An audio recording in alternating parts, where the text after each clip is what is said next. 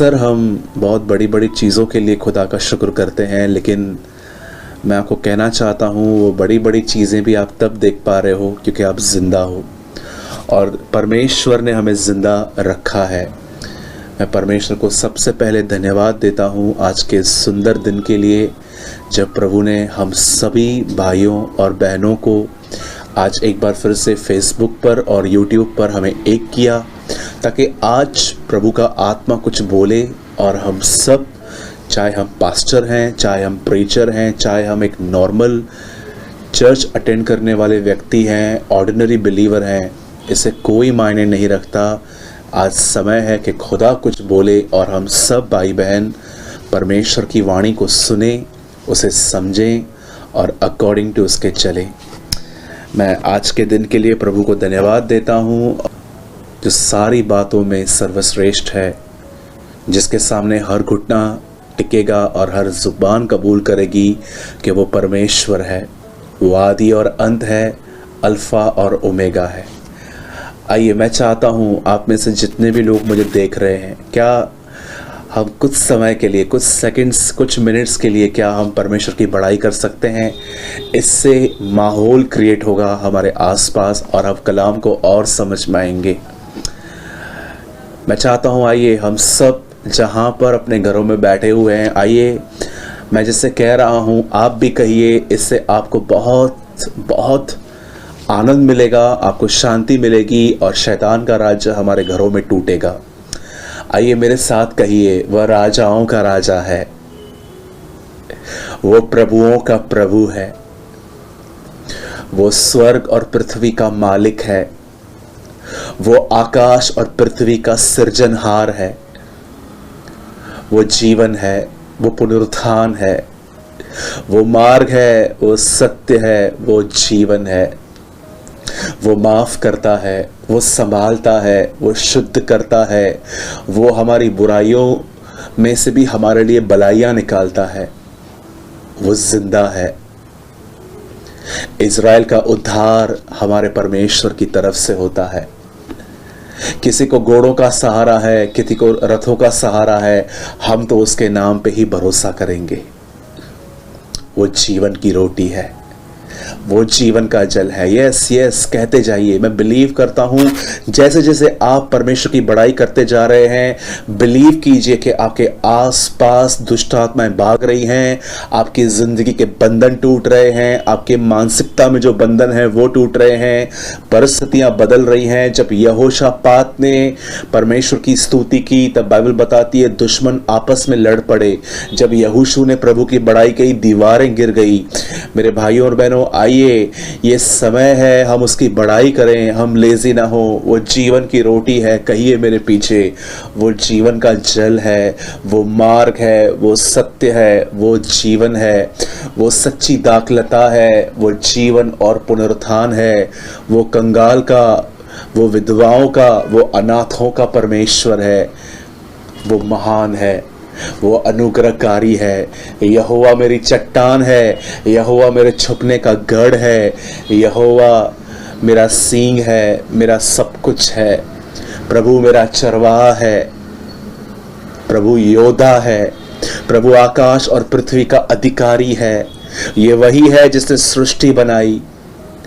प्रभु सारी बातों में सबसे सर्वश्रेष्ठ है। Oh thank you Jesus, thank you Lord. मैं बिलीव करता हूँ कि आपका सर हल्का हो जाता है जब आप परमेश्वर की बड़ाई करते हैं।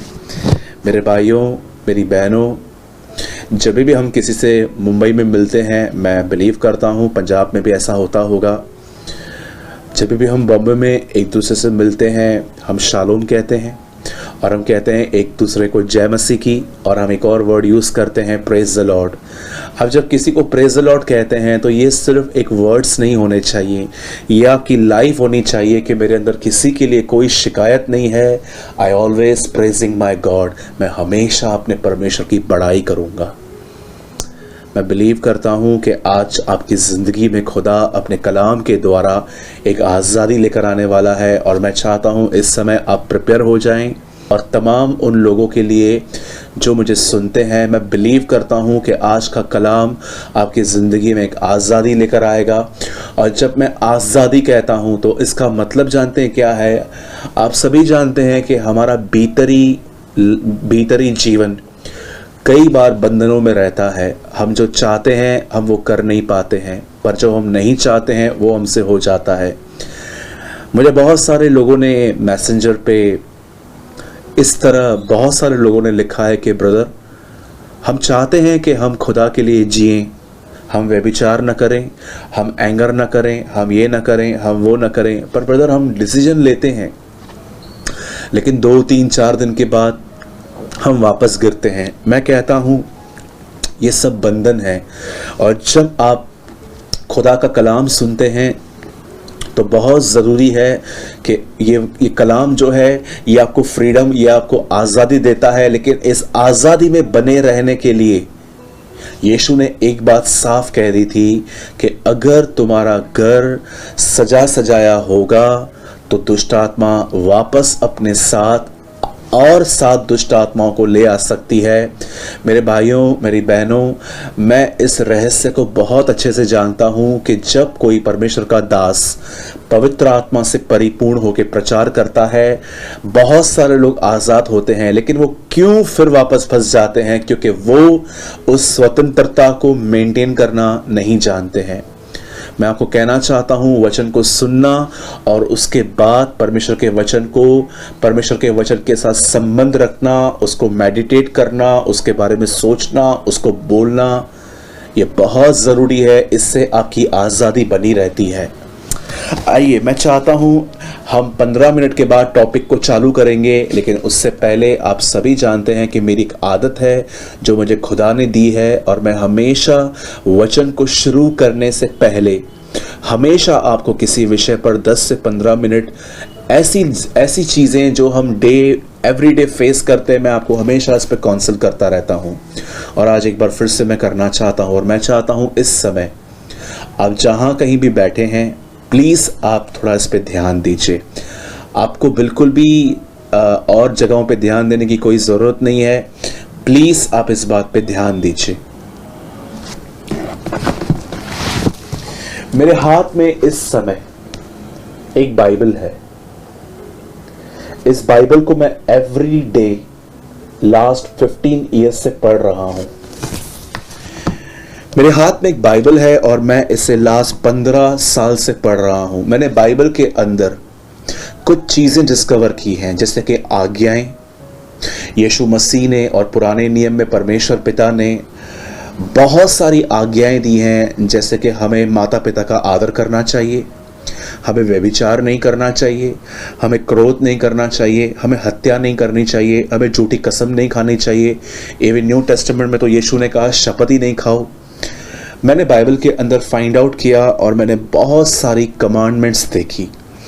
दूसरी चीज जो मैंने बाइबल पढ़ते पाई वो है प्रॉमिसेस ऑफ गॉड, परमेश्वर के वायदे, परमेश्वर की प्रतिज्ञाएं। प्रतिज्ञा का अर्थ होता है कि परमेश्वर ने आपसे कहा है कि वो आपके लिए क्या क्या करेंगे। जैसे कि प्रभु ने एक वादा किया है हमसे कि यदि हम ईमान लाएं तो हमारा परिवार बचेगा। प्रभु ने एक वादा किया है कि वो हमारा चरवाहा है, इसलिए हमें कमी घटी नहीं होगी। प्रभु ने एक वादा किया है कि हमारे घर पे कभी भी कोई ब्लैक मैजिक, कोई भी जादू टोना असर नहीं कर सकता। प्रभु ने हमें प्रतिज्ञा की है कि अगर हम दुआ करें तो वो हमें पवित्र आत्मा से परिपूर्ण होगा। मेरे भाइयों, मेरी बहनों, मैं आपको कुछ समझाना चाहता हूं जो बहुत ज़्यादा इम्पॉर्टेंट है। मुझे लगता है कि आप में से जितने भी लोग मसीह में हैं, अगर आपने सही मायनों में इस बात को समझा तो आप मुझे ये कह सकते हो कि भाई आपने जितनी भी बातें आज तक बताई है ना, हमें लगता है कि ये सबसे ज़्यादा गहरी बात आपने हमें सिखा दी है। सुनिए, बाइबल के अंदर बहुत सारी प्रतिज्ञाएं हैं, प्रॉमिसेस हैं। अब ध्यान दीजिए, पुराने नियम के अंदर जब परमेश्वर अपने लोगों को मिस्र से निकालकर कनान ले जा रहा था, तो आप जानते हैं कनान को परमेश्वर ने बहुत बार इस तरह कहा था, प्रतिज्ञा किया हुआ देश, इंग्लिश में लिखा गया है प्रॉमिस लैंड। परमेश्वर ने इज़राइल के लोगों से वादा किया था कि वो उन्हें मिस्र से निकालकर वो उन्हें एक ऐसे देश में ले जाएंगे जिसका नाम कनान भी है, अब हम उसे इज़राइल भी कहते हैं, लेकिन परमेश्वर ने उन्हें एक और नाम दिया था जिसका नाम था प्रतिज्ञा किया हुआ देश, प्रॉमिस लैंड। अगर परमेश्वर ने उन्हें यह कहा था कि मैं तुम्हें एक ऐसे देश में ले जा रहा हूं जिसके बारे में मैंने प्रतिज्ञा की थी, तो मेरे भाइयों और बहनों इस बात को याद रखिए, जब वो लोग उस देश में गए तो वो देश पूरी तरह से खाली नहीं था कि परमेश्वर ने उनको कहा कि देश पूरा खाली पड़ा है, जिस ट्राइब को जिस ग्रुप को जो चाहिए ज़मीन ले लो। क्या आप इस बात को जानते हैं? उस ज़मीन पर दानव और बहुत सारे लोग उस ज़मीन पर कब्जा करके बैठे थे। आप जानते हैं, भले ही परमेश्वर ने पुराने नियम के अंदर प्रतिज्ञा की थी कि मैं वादा किया था कि मैं तुम लोगों को एक देश से निकालकर दूसरे देश में ले जाऊंगा, और जो दूसरा देश था उसका नाम था कनान, और परमेश्वर ने उसे प्रतिज्ञा किया हुआ देश भी कहा था। लेकिन जब वो वहां पर गए तो वो देश खाली नहीं पड़ा था कि तुम जाओ और जिस भी ग्रुप को जो चाहिए आप ले लो। वहां पर दानव थे, उन दानवों को मारना था, खत्म करना था, उसके बाद उनको वो जमीन मिलने वाली थी। मैं आपको बताना चाहता हूं मेरे भाइयों मेरी बहनों, जैसे पुराने नियम में जमीन के ऊपर दानव बैठे थे, उनसे लड़ना था और उस जगह को कब्जा करना था, पजेस करना था, वैसे ही मैं आपको बताना चाहता हूं नए नियम की प्रतिज्ञाएं भी हैं जो ऐसे ही पूरी नहीं होती है, क्योंकि वो लिखी गई है। आपको एक लड़ाई लड़नी है और वो लड़ाई है आपको खुद से लड़ना है।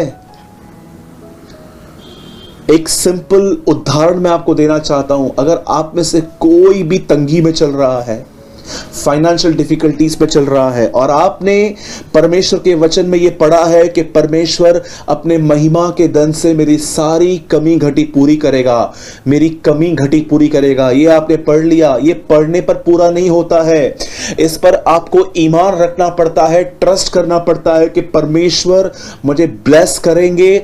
और जब आप ये वचनों पर विश्वास करते हैं तो उसके बाद आपको टेंशन भी आता है, शैतान तरह तरह की बातें आपके मन में डालता है, और आप कलाम निकालकर आप उससे लड़ते हो कि डेविल जो तू कहता है वो नहीं, लेकिन जो मुझे खुदा ने कहा है वो पूरा होगा। ये लड़ाई आपको लड़नी है, और एक दिन ऐसा आएगा जैसे यहोशू ने उन दानवों को खत्म कर दिया और जगह ले ली, वैसे ही आप भी जब आप शैतान के विचारों से लड़ते लड़ते विश्वास में कायम रहोगे, एक दिन आप भी देखोगे कि सब कुछ वो जो शैतान ने रखा है खत्म हो जाएगा और परमेश्वर की प्रतिज्ञाएं पूरी होंगी। मेरे भाइयों मेरी बहनों, पुराने नियम में वे लड़ते थे दानवों से, नए नियम में आपको लड़ना है अपने अविश्वास और शैतान के द्वारा दिए गए विचारों से, वचन के द्वारा। कई सारे लोगों की जिंदगी में प्रतिज्ञा पूरी नहीं होती। क्यों पूरी नहीं होती, उसका रीजन क्या है, मैं आपको बताना चाहता हूं। वो नए नियम में एक जगह पे समझाया गया है, बताया नहीं गया है, समझाया गया है। जरा सोचिए, जब पतरस ने यीशु मसीह को पानी पर चलते हुए देखा, पतरस ने कहा तू है तो मुझे कह, मैं भी आऊंगा। और प्रभु ने कहा आ। मैं कहता हूं यह सिर्फ एक कमांडमेंट नहीं थी, ये एक प्रॉमिस भी था, आ मैं संभाल लूंगा। पतरस जब तक यीशु मसीह की तरफ देख रहा था वो विश्वास में फिक्स था, वो चल रहा था, पर जब उसने हवाओं को देखा वही कमांड वही प्रतिज्ञा फेल हो गई, और वही पतरस जो पानी पे चल रहा था वो डूबने लग गया।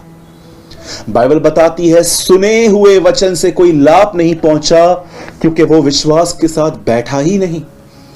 मेरे भाइयों मेरी बहनों, लड़ना सीखिए। पबजी खेलना, सेल्फीज निकालना, घर पे बैठ के सारा दिन टीवी देखना, हमने बहुत समय इसमें बर्बाद कर दिया है। हमने गप्पे मारने में, यीशु के नाम से संगति, लेकिन फोन पे बातें सब यहां वहां की, हमने बहुत अपना समय इन चीजों में बर्बाद कर दिया है। मैंने अपनी आंखों से ऐसे लोग देखे हैं जो फोन पे संगति करते हैं, ऑनलाइन फेलोशिप करते हैं, मैं आपको बताना चाहता हूं, कई जो लोग हैं वो यीशु मसीह के नाम से शुरुआत करते हैं, वो जय मसीह बोलते हैं, लेकिन बातें सारी यहाँ वहाँ की सिर्फ बुराइयाँ, ये बिलीवर ने ऐसा किया, ये पास्टर ने ऐसा किया। मेरे भाइयों और बहनों, ज़रा देखिए यीशु मसीह ने क्या कहा, जहाँ दो लोग जमा होंगे मैं उनके बीच में रहूँगा। बाइबल में ऐसा कोई वर्ड नहीं है। बाइबल बताती है जहां दो लोग मेरे नाम से जमा होंगे। क्या है उसके नाम का अर्थ? मती में लिखा गया है, तू उसका नाम यीशु रखना, क्योंकि वह अपने लोगों को उनके पापों से छुड़ाएगा। जब दो लोग इस इंटेंशन से जमा होंगे कि हमें दुआ करनी चाहिए ताकि हम पाप से आजाद हो, ऐसी संगतियों में खुदा रहता है। भूल जाइएगा, अगर आप दो लोग संगति करते हैं फोन पे, ऑनलाइन, वीडियो पे, कैसे भी, और आप बातें यहां वहां की करते हैं और खुदा आपके बीच में है, इस बात पर बिलीव मत कीजिएगा। एमाउस के मार्ग पे बाइबल बताती है, जब दो चेले ये बातचीत कर रहे थे, यीशु मसीह के बारे में बातचीत कर रहे थे, तब लिखा है यीशु मसीह उनके बीच में आ गया। याद रखिए, जिनकी बातें आप करोगे वही उसी की उपस्थिति आपकी जिंदगी में आएगी। मेरे भाइयों, मेरी बहनों, लड़ना सीखिए। मसीह जीवन पिकनिक नहीं है, मसीह जीवन एक युद्ध है। और याद रखिएगा, ये कोई नेगेटिव कन्फेस नहीं है, it is truth, it is fact, ये सच्चाई है। अगर आप शैतान को नहीं मारोगे तो शैतान आपको मारेगा, फाड़ के रख देगा। ये मैं नहीं, ये कलाम कहता है। सचेत और जागते रहो, क्योंकि तुम्हारा विरोधी शैतान गरजने वाले सिंह के समान इस ताक में है, खोज कर रहा है कि वो कैसे उन लोगों को फाड़ खाए जो परमेश्वर की मर्जी में जिंदगी नहीं बिताते।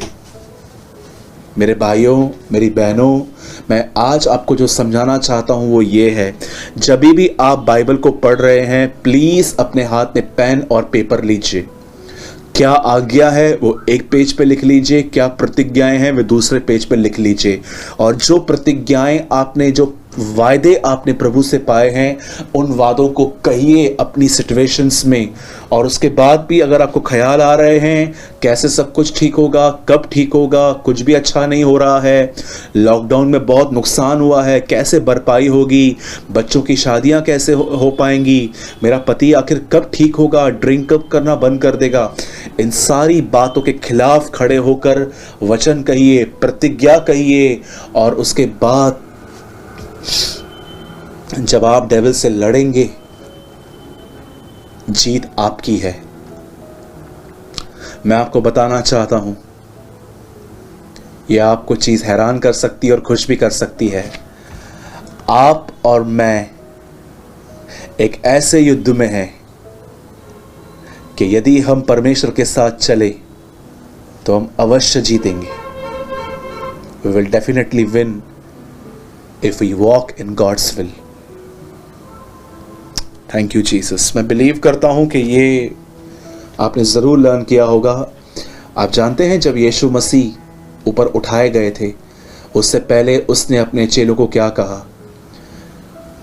जब पवित्र आत्मा तुम पर आएगा तब तुम सामर्थ पाओगे। और आप जानते हैं, प्रभु ने उन्हें एक और बात कही थी, यरूशलेम को मत छोड़ना। कितनी बड़ी बात है कि प्रभु ने उनको सिर्फ इतना कहा था, यरूशलेम को मत छोड़ना, पिता की प्रतिज्ञा की बाट जोना। लेकिन जब वो फर्स्ट फ्लोर पे गए, उस अटारी पे गए, उन्होंने प्रभु से एक प्रार्थना शुरू की। और उस प्रार्थना में उन्होंने कहा कि यूहन्ना ने तुम्हें पानी का बपतिस्मा दिया है, लेकिन हम आग और पाखरू का बपतिस्मा देंगे। 10 दिन 10 रात वो दुआएं करते रहे और फिर पाखरू उतरा। वे सिर्फ चुप नहीं बैठे रहे, उन्होंने प्रतिज्ञाओं को कहा, उन्होंने बिलीव किया। जरा सोचिए, 10 दिन आप प्रार्थना करें और कुछ भी ना हो तो क्या आप कंटिन्यू प्रे करेंगे? आप अपसेट हो जाएंगे, आप खुदा से कहेंगे कुछ कर क्यों नहीं रहा, कुछ हो क्यों नहीं रहा, तू आ क्यों नहीं रहा। लेकिन वो लोग अपने ईमान पे कायम थे। मेरे भाइयों, मेरी बहनों, मैं आखिरी बार रिपीट करता हूँ, पुराने नियम में दानव बैठे थे उस ज़मीन पर और यहोशू ने वहाँ जाकर उन्हें ख़त्म किया और वो जगह ले ली। वैसे ही परमेश्वर की प्रतिज्ञाएं ज़रूर पूरी होंगी अगर आप अपने अविश्वास से और शैतान के विचारों से लड़ना सीख जाएंगे, और आप देखेंगे कि खुदा आपकी ज़िंदगी में कितना महान काम कर रहा है। मैं धन्यवाद देता हूँ खुदा का जिन्होंने मुझे आज ये बताया। और अब आइए मैं आपके साथ एक छोटा सा वर्ड, ये कोई ज़्यादा बड़ा नहीं है, ज़्यादा लंबा नहीं है, लेकिन मैं बिलीव करता हूँ ये वर्ड आपकी ज़िंदगी को बदल सकता है।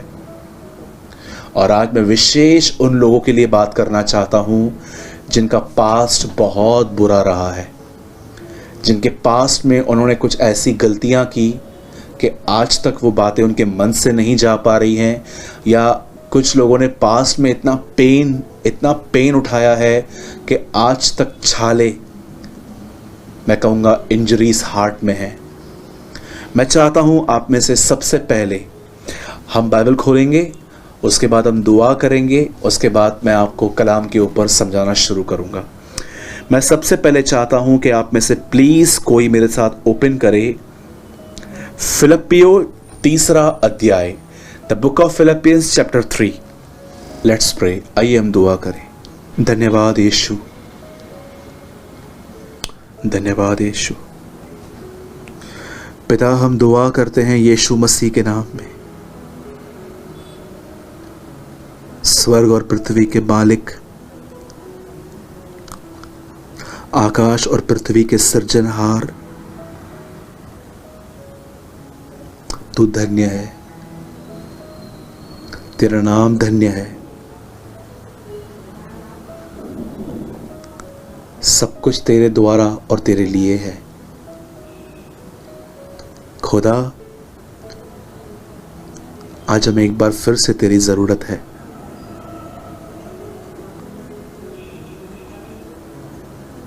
कौन मनुष्य किसकी बातें जानता है? केवल उसका आत्मा। वैसे ही परमेश्वर की बातें उसका आत्मा जानता है। और खुदा, वो आत्मा इन दिनों में हमारे अंदर है।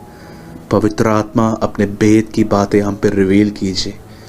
मेरे जितने भी भाई, मेरी जितनी भी बहनें आज यूट्यूब और फेसबुक पे देख रहे हैं, मैं दुआ करता हूँ पवित्र आत्मा आज हर एक को भर दीजिए।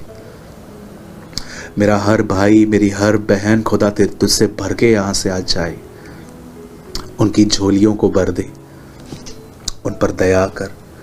आज अपने वचन के द्वारा हम पे प्रकाश डाल। हम तुझसे ये दुआ करते हैं पिता, यीशु मसीह के नाम में दुआ करते हैं।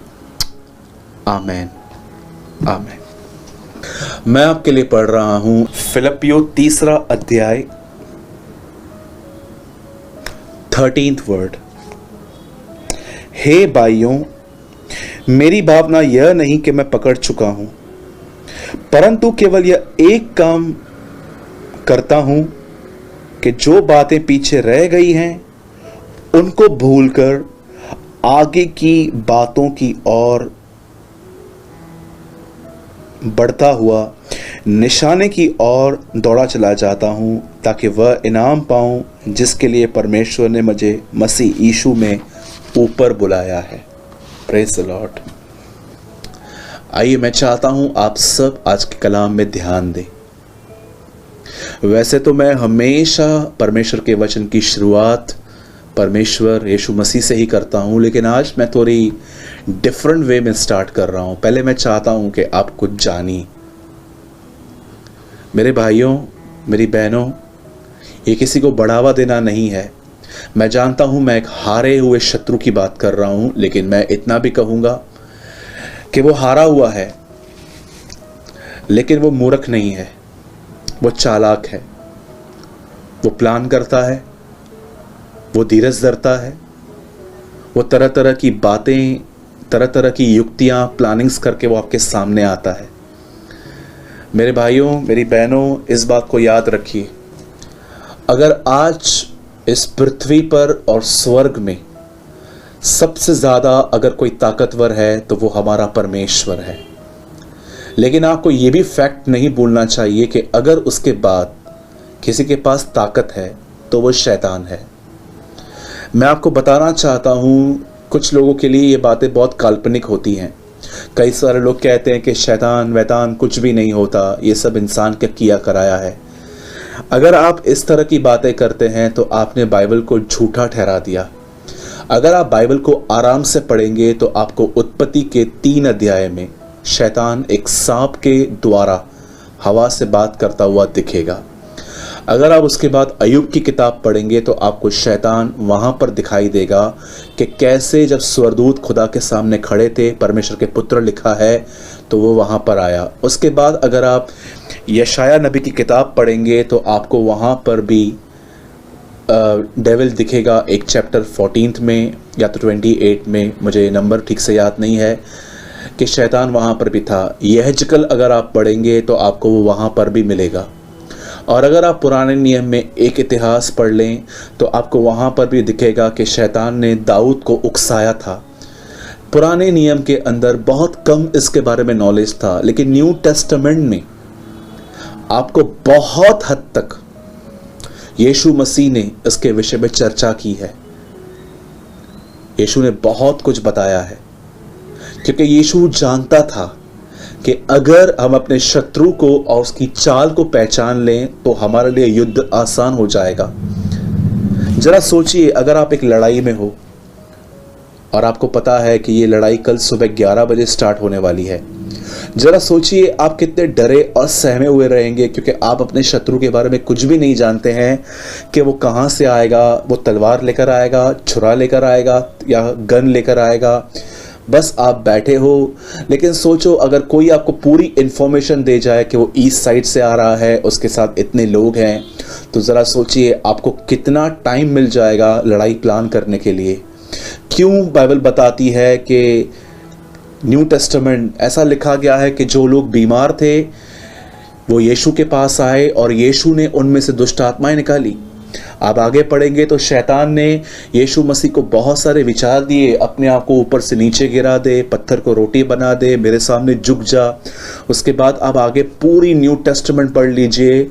जीसस की ये एक यूनिक मिनिस्ट्री थी लोगों को दुष्ट आत्माओं से आज़ाद करने का। उसके बाद आप पढ़ सकते हो यीशु मसीह ने उसके बहुत नाम बताए कि वो चोर है, वो झूठा है। यूहन्ना 10:10 में लिखा है कि चोर किसी और काम के लिए नहीं, चोरी करने, घात करने, नष्ट करने, हत्या करने के लिए आता है। उसके बाद यीशु ने कहा शैतान जो है वो झूठा है। पौलुस कहता है हम उसकी युक्तियों से अनजान नहीं है। पतरस कहता है कि वो गरजने वाले शेर की तरह खड़ा है। याकूब में लिखा गया है उसका सामना करो वो भाग जाएगा। आप रेवलेशन पढ़ के देखिए, वहाँ पर लिखा गया है कि हम अपने गवाही के वचन से उसे हरा देते हैं। यहूदा का लेटर पढ़ लीजिए, उसमें लिखा गया है कि उसने मूसा की बॉडी चुराई है। आप इब्रानियों पढ़ लीजिए, ऐसा लिखा है कि शैतान को यीशु ने निकम्मा कर दिया। कुलिस्सियों पढ़ लीजिए, वहाँ पर लिखा गया है कि शैतान का खुल्लम खुला तमाशा बना लिया। प्रेरितों के काम पढ़ लीजिए, वहाँ पर पौलुस कहता है कि उसने हमें मिनिस्ट्री करने के लिए रोका। कितना कुछ लिखा गया है।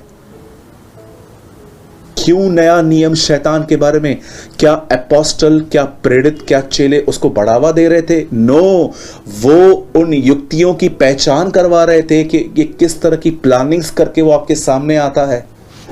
अब मैं आपको डेविल का एक प्लान बताता हूं जो वो हर एक बिलीवर की लाइफ में लेके आने की कोशिश करता है, और वो है आपके पास्ट को लेकर आपके प्रेजेंट को खराब करना और फ्यूचर के प्रति आपको होपलेस रखना। ये शैतान की एक बहुत बड़ी चाल है। मैं अपनी लाइफ में ऐसे बहुत सारे लोगों से मिल चुका हूं जिनको मैंने काउंसलिंग दी। कुछ लोग ऐसे थे जो झटके में उन्होंने मेरी पॉइंट्स को कैच की, पर कुछ लोगों को मैंने इतना समझाया कि उनकी ट्यूबलाइट बहुत लेट खुली। मैं आपको एक किस्सा सुनाता हूं और आप इसको सुन के हैरान हो सकते हैं। मैं आज से बहुत समय पहले अपने ऑफिस के अंदर मैं एक परिवार से मिला। हस्बैंड और वाइफ थे, एक बच्चा भी था।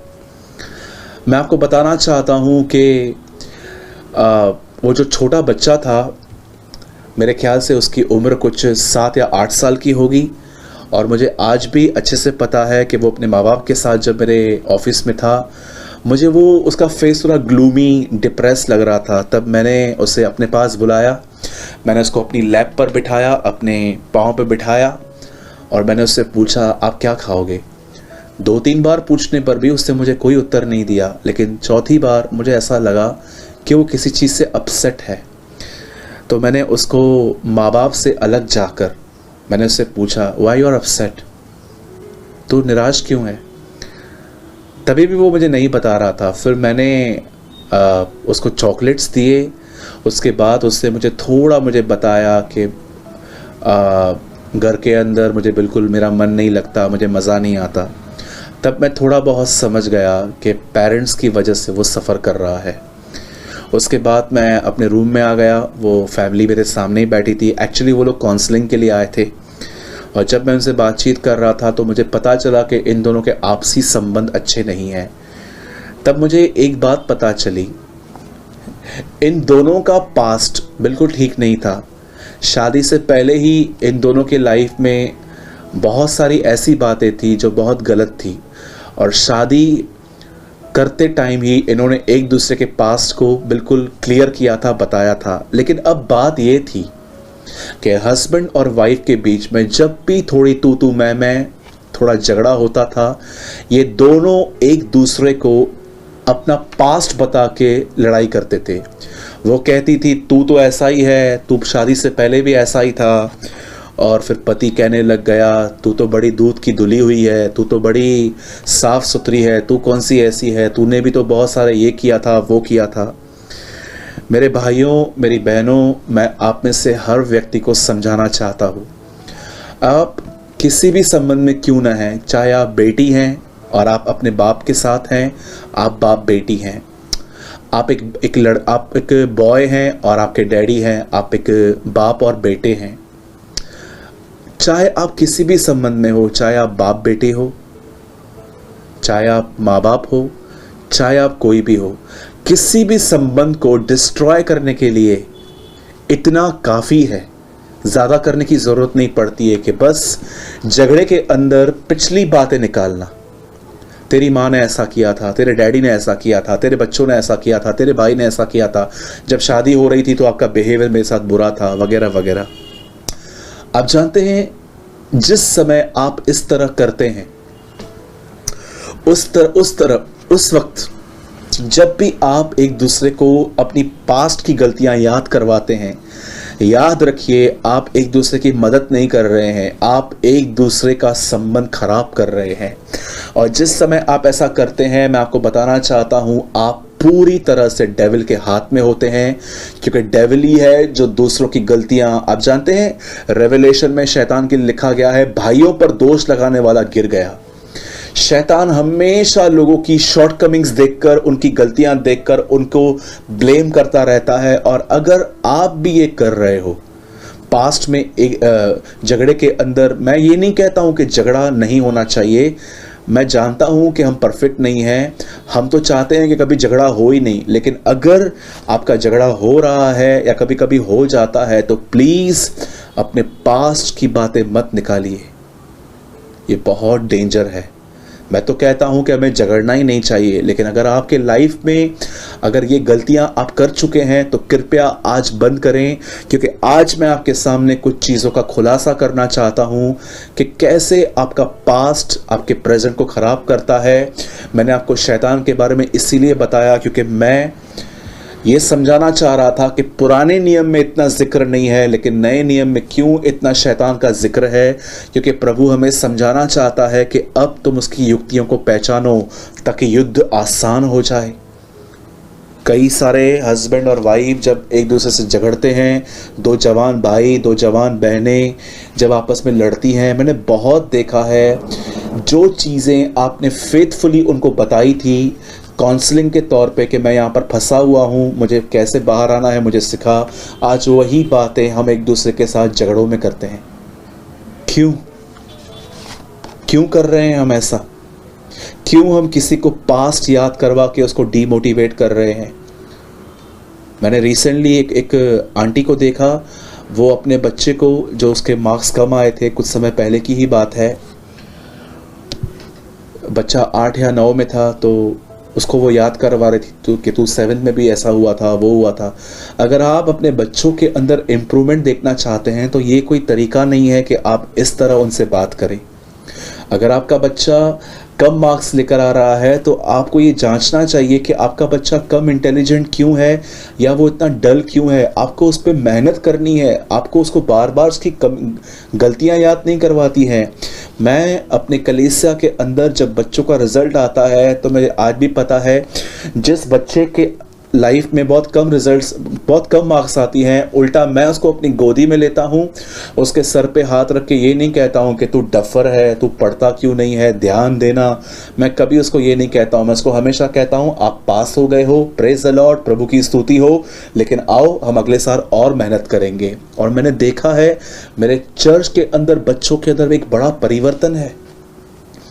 मेरे भाइयों मेरी बहनों, इनकरेजमेंट इंसान को उठाती है, इनकरेजमेंट इंसान को भगाती है, इनकरेजमेंट इंसान को लिफ्ट अप करती है। एक परमेश्वर के दास ने कहा, चल नहीं सकते हो तो बैठ कर चलो, बैठ कर नहीं चल सकते हो तो लेट कर चलो, लेट कर नहीं चलते हो तो रेंग कर चलो, लेकिन चलो, रुको नहीं, खड़े मत रहो। अब देखिए, मैं आपको कुछ समझाना चाहता हूं, अब ध्यान दीजिएगा। मैं बाइबल के अंदर फिलिपियों की पुस्तक, मैं चाहता हूं ये वर्ड आपके सामने फिर से कोट किया जाए। फिलिपियों 3 वर्स 13 एंड 14। हे भाइयों, मेरी भावना यह नहीं कि मैं पकड़ चुका हूं, परंतु यह एक काम करता हूं कि जो बातें पीछे रह गई हैं उनको भूलकर आगे की बातों की ओर बढ़ता हुआ निशाने की ओर दौड़ा जाता हूं, ताकि वह इनाम पाऊं जिसके लिए परमेश्वर ने मुझे मसीह यीशु में ऊपर बुलाया है। अब जरा देखिए इस आदमी का पास देखिए। मैंने क्यों इसके विषय में बात की है, मैं आपको बताना चाहता हूं। बाइबल ऐसा बताती है, एक यहूदी के लिए, एक जू के लिए सबसे महत्वपूर्ण बात यह होती है कि उसे अपने परमेश्वर को छोड़ किसी की भी आराधना नहीं करनी है। जब पौल, जो एक यहूदी भी था, इजरायली भी था, जब उसे ये पता चला कि लोग एक इंसान के सामने जिसका नाम यीशु नासरी है, अब तक ये पहचान नहीं पाया था कि यीशु परमेश्वर का बेटा है। उसे लग रहा था कि एक नॉर्मल प्रॉफिट है जो अपने आप को उसका बेटा कहलाता है, ऐसे का तो विरोध करना चाहिए। इसीलिए वो कहता है, उत्साह के विषय में कहो तो मैं कलीसियाओं को सताने वाला हूं। इसका मतलब मुझे खुदा के नाम को बचाने का इतना उत्साह था कि मैंने कलीसियाओं को सताना चालू कर दिया था कि तुम ये गलत कर रहे हो, मेरे परमेश्वर का अपमान कर रहे हो। फिलिपियों में लिखा गया है, उत्साह के विषय में कहो तो मैं कलीसियाओं को सताने वाला हूं। जरा सोचिए, पौल एक ऐसा व्यक्ति था, संत पौलुस एक ऐसे व्यक्ति थे जो ये जानते थे कि व्यवस्था में 10 आज्ञाओं में एक आज्ञा है कि तू अपने परमेश्वर को छोड़ और किसी को प्रणाम न करना। ये पहली आज्ञा थी। जब उसने देखा कि लोग एक व्यक्ति के पीछे जो अपने आप को यीशु कहता है, उसे मसीह कहते हैं, उसे मसीहा कहते हैं, जब लोग उसका पीछा कर रहे हैं, तो उसने क्या किया? उसने गुस्से में आकर उन लोगों को मारा, पीटा, उन्हें बांधकर बंदी गृह में ले गया। वो खुद अपनी गवाही में कहता है कि वो गुस्से के मारे पागल हो गया था। मेरे भाइयों मेरी बहनों, जरा सोचिए, एक ऐसा व्यक्ति जो प्रभु की कलीसियाओं को सता रहा था, प्रभु के लोगों को सता रहा था, एक दिन जब वो प्रभु के लोगों को पकड़कर बंदी गृह में डालने के लिए जा ही रहा था कि लिखा गया है, आसमान से इब्रानी भाषा में बाइबल बताती है, उसे ये कहा गया, हे शाऊल तू मुझे क्यों सता रहा है। पौलुस कभी यीशु से नहीं मिला था, पौलुस यीशु के बंदों से मिला था, पौलुस यीशु के चेलों को सता रहा था, उसके लोगों को सता रहा था। लेकिन ये पहला इनकाउंटर था पौलुस का, जो जिसका नाम शाऊल भी था। प्रभु से कहता है, तू मुझे क्यों सता रहा है। तब बाइबल बताती है वो अंधा हो गया। अंधा होने के बाद जब एक व्यक्ति जो प्रभु का दास था, उसने उस पर हाथ रखा, तब उससे दृष्टि मिली और बाइबल बताती है वो पवित्र आत्मा से परिपूर्ण हुआ। उसने बपतिस्मा लिया और उसने प्रभु की सेवकाई करना स्टार्ट किया। जरा सोचिए, अगर पौलुस कभी जब प्रभु की सेवा करता होगा तो क्या उस कलीसिया में वो लोग नहीं होंगे जिन लोगों को उसने एक्चुअली मारा, पीटा और उसको बंदीगृह में डाल दिया? क्या उनके मित्र नहीं होंगे? क्या उनके दोस्त, उनके रिश्तेदार नहीं होंगे जिसको उसने मारा था, पीटा था, बंदीगृह में डलवा दिया था? जरा सोचिए, एक फैमिली के एक व्यक्ति को आप मार रहे हो और नेक्स्ट डे आप प्रीच के लिए जा रहे हो और उसकी फैमिली आपके सामने बैठी है। जरा सोचिए पॉल के लिए कितना डिफिकल्ट होता होगा। और जब ऐसा होने पर बाइबल बताती है जब वो चेला बना और उसके बाद जानते हैं क्या हुआ? अब पौलुस जो प्रभु के लोगों को तंग कर रहा था और जो लोग उसके साथ में इस काम को अंजाम दे रहे थे, अब पौलुस के वो लोग विरुद्ध हो गए। अब वही लोग उसको कह रहे थे कि तू क्या कर रहा है। मैं आपको बताना चाहता हूं, पौलुस ने न केवल लोगों से दुख उठाया था, पर उसने प्रकृति के आने वाला विपत्तियों का भी सामना किया। कई बार जब वो जहाज पे चढ़ता था, जहाज टूट गया, वो पानी में जा पड़ा, 24 घंटे वो पानी में था, उसे बेते लगी थी, उसने लैशेस खाई थी कई बार। बाइबल बताती है, वो कहता है कि मेरे बदन पे घाव है, कभी खाना है कभी नहीं है। वो कहता है जाड़े में उगाड़े में, इसका मतलब ठंडियों में उसके पास कपड़े नहीं थे, भूख और प्यास में उसके पास कभी कभी खाना नहीं था। याद रखिएगा, वो कहता है वन पशुओं के बीच में वो जंगलों से गुजरता था, जंगली जानवरों के बीच में भी उसे परेशानी होती थी। वो कहता है उसके बाद के हर कलीसिया की चिंता मुझे सताती थी। एक ऐसा व्यक्ति जो हर तरह से तकलीफों में था, जिसका पास्ट इतना बुरा रहा, उसका प्रेजेंट इतना बुरा रहा, लोग उसको सता रहे थे। लेकिन एक चीज मैं आपको कहना चाहता हूं उसके साथ, वो ये थी, इन सारी बातों में भी एक दिन ऐसा नहीं था जिस दिन वो खुदा के साथ नहीं चला, जिस दिन उसने खुदा की आवाज नहीं सुनी, जिस दिन उसने मिनिस्ट्री नहीं की। वो हर दिन बढ़ता गया, बढ़ता गया, बढ़ता गया। उसने पूरी एशिया में कलीसियाएं बनाई, उसने 13 लेटर्स लिखे, उसने मुर्दों को जिलाया, वो अन्य भाषाओं में बातें करता था, वो मुर्दों को जिलाता था। उसके बदन पर जो लोग कपड़े को टच करके बीमारों पर डालते थे, वो चंगे हो जाते थे। आप जानते हैं पौलुस क्यों बढ़ता गया? क्योंकि पौलुस के लाइफ में ये प्रिंसिपल था कि जो कल हुआ उसे कल में रखो, उसे आज में लाने की जरूरत नहीं है। मैं ऐसे कई सारे लोगों को जानता हूं जो अगर आप उन्हें एक शब्द कह दोगे, वो 3 या 4 दिन अपने दिमाग में उन बातों को लेकर चलते हैं। प्रभु में बढ़ना है ये तक भूल जाते हैं, कामकाज करना है ये भूल जाते हैं, बस एक ही चीज को अपने अंदर पकड़ के रखते हैं, यहां रखते हैं। वही चीज उनकी ताकत को डे बाय डे, उनकी एनर्जी को खत्म करती है, उनको पूरी तरह से डिम और डल कर देती है, और आप उनकी जिंदगी में कोई उत्साह नहीं देखते। मेरे भाइयों, मेरी बहनों, इस बात को हमेशा याद रखिएगा, आपको जो कल करना है उसे आप आज कीजिए। कल भी आपको कुछ बातें, चाहे आपने पास्ट में आप किसी के द्वारा धोखा खा चुके हैं, हो सकता है आपकी मैरिज जब हुई थी तो वो बंदा बहुत अच्छा था, फिर वो बदल गया और अब आप अलग हो चुके हो सकता है ये बात आपको सताती है। हो सकता है कि आपने पढ़ाई छोड़ दी थी और अब आपको ये बात सता रही है कि आपने पढ़ाई क्यों छोड़ी। हो सकता है कि आप पास में एक अफेयर में थे, वो अफेयर वहाँ पर ब्रेकअप हो चुका है और आपको वो यादें सताती हैं। हो सकता है कि एक समय था आप बहुत अमीर थे, पर इन दिनों में आप बहुत नीचे आ गए हैं।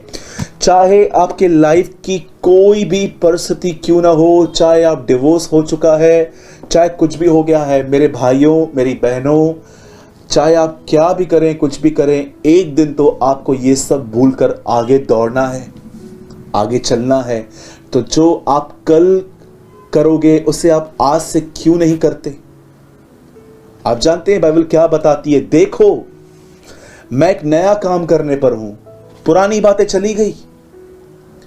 मैं आपको एक वचन बताना चाहता हूं, 1 कुरिन्थियों 5:17। मैं चाहता हूं प्लीज ये वर्ड कोट किया जाए, 1 कुरिन्थियों 5:17। देखिए पौलुस क्या कहता है, इसीलिए यदि कोई मसीह में है तो वो नई सृष्टि है, पुरानी बातें बीत गई हैं, देखो सब कुछ नया हो गया है। मेरे भाइयों और मेरी बहनों, पौलुस कहता है किन के लिए सब कुछ नया हो गया है? जिनके जीवन में पुरानी बातें चली गई। अब आप कह सकते हो ब्रदर, प्रचार करना बहुत आसान है, जिसके साथ घटी है उसे पता। मेरे भाइयों, मेरी बहनों, मैं यहां पर कोई थ्योरी प्रीच नहीं कर रहा हूं, मैं प्रैक्टिकल प्रीच कर रहा हूं। मैंने भी अपने लाइफ में बहुत धोखे खाए हैं।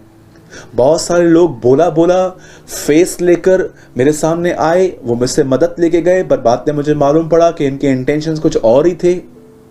बहुत चीट किया गया, बहुत कुछ हुआ, लेकिन फिर भी एक बात आपको अपने आप को याद करवानी है कि आपको अपना सब कुछ भूलना है और आगे चलना है। जरा सोचिए, कौन आपको आपका पास्ट बार बार याद करवाता है? जरा सोचिए, कौन आपको याद करवाता है कि देख तेरी शादी, तूने कैसे आदमी से शादी की, देख तेरे पास कितना पैसा था, तू कितना अमीर था किस समय, तू कितनी बड़ी सेवकाई करता था, तूने सबके साथ अच्छा किया लेकिन तेरे साथ किसने भी अच्छा नहीं। मुझे बताइए, क्या खुदा आपको ये बातें याद करवा रहा है? मैं आपको बताना चाहता हूं, इट्स 100% डेविल। याद रखिएगा, शैतान आपके फ्यूचर को नहीं जानता। वो नहीं जानता कि आपके आने वाले दिन कैसे हैं। अगर वो कुछ जानता है तो वो है आपका अतीत, आपका भूतकाल, आपका पास्ट, कि आपके साथ लोगों ने क्या क्या किया है, आपके साथ क्या क्या हुआ है, और वो उन्हीं बातों में से कुछ चीज़ों को लेता है, आपके माइंड में आपको डालता रहता है, अंदर ही अंदर भरता रहता है, ताकि आप उन बातों को सोच सोच के डिस्टर्ब रहें, कोई फ्यूचर में स्टेप नहीं ले पाएं, आप डिम रहें, आप डल रहें, आप ड्राई रहें। लेकिन आज मेरे भाइयों, मेरी बहनों, मैं आपको कहना चाहता हूं, पौलुस के पास दो चीजें थी। एक वो बात थी उसका पास्ट, और एक बात था उसका प्रेजेंट, जहां पर लोग उसको डिस्टर्ब कर रहे थे। लेकिन वो कहता है, नहीं, मैं सारी बातों को भूलकर आगे की ओर दौड़ता हूं, उस इनाम को पाने के लिए जिसके लिए खुदावंद ने मुझे बुलाया है। आप जानते हैं वो इनाम क्या है? यीशु मसीह ने कहा, मुबारक हो तुम, धन्य हो तुम, जब लोग तुम्हें मेरे कारण सताएं, झूठ बोलें कि तुमने धर्म परिवर्तन किया है, तुम्हें पैसे मिलते हैं, तुम्हें ये मिलता है, तुम्हें वो मिलता है। ब्लेस्ड आर दोज, बाइबल बताती है, धन्य है वे जिन पे इस तरह के आरोप लग रहे हैं, उनके लिए स्वर्ग में बड़ा प्रतिफल है। आप जानते हो पौलुस के लिए क्या प्रतिफल है, सताने वालों के लिए क्या प्रतिफल है, जो हम सताए जाते हैं। मैं आपको बताना चाहता हूं, परमेश्वर समय हमारा प्रतिफल है। जरा सोचिए, हम क्राउन के पीछे जाते हैं, मुकुट के पीछे। मैं आपसे एक सवाल पूछना चाहता हूं, मैं जानता हूं इससे आपके फेस पे एक स्माइल आ जाएगी। जरा सोचिए, ये एक रुमाल नहीं है, मैं एग्जाम्पल ले रहा हूं, ये क्राउन है। जरा सोचिए, जब यीशु मसीह आपके सामने एक क्राउन लेकर आएंगे और आप उन्हें देखेंगे, मुझे बताइए किसका चेहरा ज्यादा खूबसूरत होगा, क्राउन का कि यीशु मसीह का?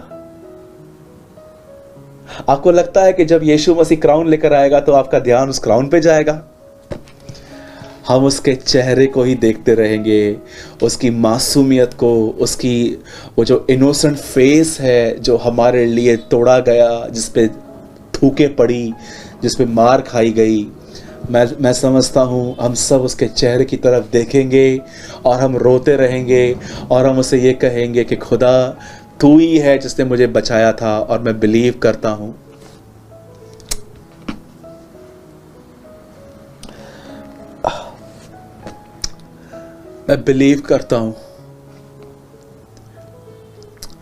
उस दिन वो हमारे आंखों से सारे आंसू पोंछ देगा। मैं इस समय फील कर रहा हूं कि आप में से कुछ लोग हैं यहां पर जो मुझे देख रहे हैं। आप बहुत अपने आप को अकेला फील करते हैं। आप कई बार उन बातों को याद करते रहते हैं कि लोगों ने ब्रदर मेरे साथ बहुत बुरा किया, मेरी मदर इन लॉ, मेरी फादर इन लॉ, मेरे देवर ने, पूरी फैमिली ने मेरे साथ बुरा किया। आज खुदा आपको कहता है, मेरे बेटे, मेरी बेटी, मैं तेरे साथ हूं, मैं तुझसे प्यार करता हूं, मैं तेरा भविष्य हूं। तुझे ये सोचने की जरूरत नहीं है कि फ्यूचर क्या होगा। आई एम योर फ्यूचर, मैं तेरा भविष्य हूं। Thank you Jesus, thank you Lord.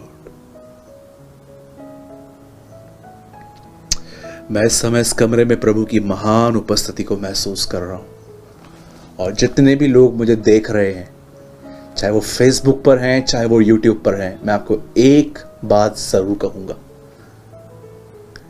जब गुमराह पुत्र अपना सब कुछ लेकर चला गया और सब कुछ उसने उड़ा लिया, तब उसने एक निर्णय लिया कि वो बाप के पास जाएगा, उससे बात करेगा, आप जानते हैं इसे क्या कहते हैं?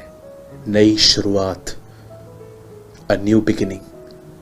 मेरे भाइयों, मेरी बहनों, अपने आप को परमेश्वर के वचन को पढ़ने में बिजी रखिए, अपने आप को दुआओं में बिजी रखिए, अपने आप को अन्य भाषा बोलने में अगर आपको खुदा ने दी है तो बिजी रखिए, अपने आप को वर्शिप में बिजी रखिए। जितना खाली बैठेंगे उतना शैतान आपके अंदर तरह तरह की बातें डालेगा। लड़ना सीखिए, अदरवाइज शैतान आपके मन में पास की बातें डालता रहेगा। और मैं आपको बताना चाहता हूँ, आपका पास्ट नहीं, आपका फ्यूचर खुदा महान करेगा। मैं आप में से हर उस बूढ़े अंकल आंटी माँ बाप को कहना चाहता हूँ, आपके बुढ़ापे के दिन जो आने वाले हैं, मैं यीशु के नाम से कहता हूँ, वो आपके जवानी के दिनों से अच्छे होंगे। हर जवान जो पास्ट में व्यभिचार में गिरा है, चाहे आप पॉर्न वीडियोस देखने में गिरे हो, आज खुदा आपसे कहता है, मेरे बेटे मेरी बेटी, आ हम एक नई शुरुआत करेंगे। मैं अपने हर जवान भाई और बहन के लिए कहता हूँ, खुदा एक नई शुरुआत करने के लिए आपको कह रहा है। वो आपको साथ देगा, वो आपकी ज़िंदगी को बदलेगा और वो आपका उपयोग करेगा। हर वो भाई, हर वो बहन जिनकी शादियां टूटी हैं, खुदा आपको कहता है, निराश मत हो, मैं साथ हूँ, मैं गया नहीं हूँ, मैं अब भी तेरे साथ हूँ। मेरे भाइयों, मेरी बहनों, जैसे उस गुमराह पुत्र ने एक निर्णय लिया कि वो अपने बाप के पास वापस जाएगा और नई शुरुआत करेगा, आज अपनी सारी पास की बातें खुदा से मदद मांगेंगे कि वो हमारे अंदर से निकालने में हमारी मदद करे और हम एक न्यू शुरुआत करें। किसी पे ब्लेम न करें कि इसने ऐसा किया इसलिए ऐसा हुआ, मेरी अपब्रिंगिंग ऐसी थी इसलिए मैं ऐसी हो गई। No, just depend on the Lord. आइए अपनी आंखों को बंद करें। Thank you Jesus, thank you Lord, thank you Jesus. पिता, आप सब कुछ जानते हैं। शैतान हमारे पाप से हमें बुलाता है, तू हमें हमारे नाम से बुलाता है। तूने हमें अपना नाम दिया है, मसीह। मैं दुआ करता हूं प्रभु, मेरा हर भाई, मेरी हर बहन जो अपने पास्ट के गुनाहों को लेकर, पास्ट में लिए गए गलत निर्णयों पर लेकर स्ट्रगल्स कर रहे हैं अपनी माइंड में, अपनी मेमोरीज में, मैं दुआ करता हूँ प्रभु, इन विचारों से बाहर आने में तू हमारी मदद कर।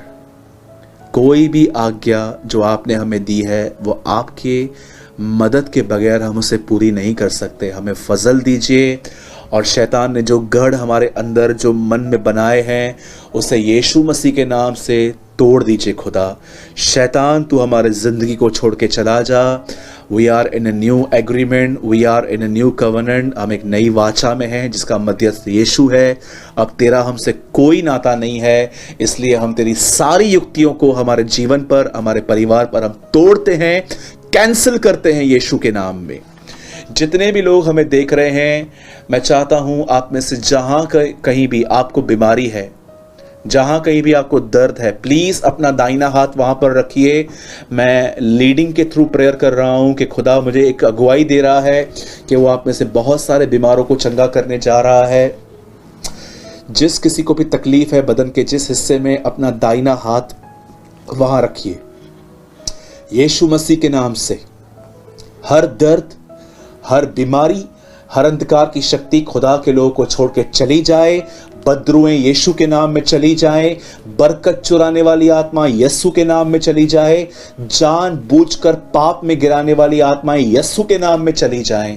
और खुदा, आपने कहा जो तुम पृथ्वी पर खोलोगे मैं स्वर्ग से खोलूंगा। हम घोषणा करते हैं आजादी, हम रिलीज करते हैं स्वतंत्रता, फ्रीडम, छुटकारा प्रभु, आजादी, बरकत, चंगाई, शिफा, हर कमी घटी पूरी करना। Lord please Lord bless each and everyone Lord. हर एक को आशीष दे यीशु मसीह के नाम में, आमेन।